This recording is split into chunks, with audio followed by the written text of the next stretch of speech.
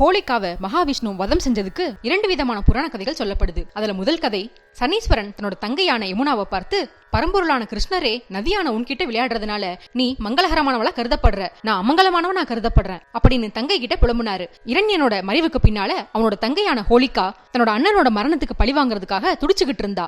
அப்போ மகாவிஷ்ணு கிருஷ்ணரை அவதாரம் எடுத்திருக்கதை கேள்விப்பட்டு அவரை பழி வாங்குறதுக்காக ஆயர்பாடிக்கு வந்தா.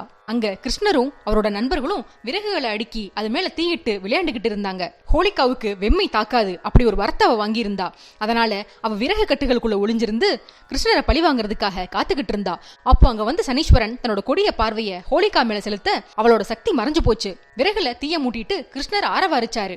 அதோட வெம்மை தாழாம ஹோலிகா எரிந்து சாம்பலானா. சனீஸ்வரனை கிருஷ்ணர் வாழ்த்தி, இன்னையில இருந்து நீயும் மங்களமானவனா கருதப்படுவ, சனிக்கிழமை மகாவிஷ்ணுவான எனக்கு உகந்த நாளா கருதப்படும், சனிக்கிழமை விரதம் இருந்து என்னை தரிசிக்கிறவங்களோட விருப்பத்தை நிறைவேற்றுவேன்னு கிருஷ்ணர் உறுதியளிச்சாரு.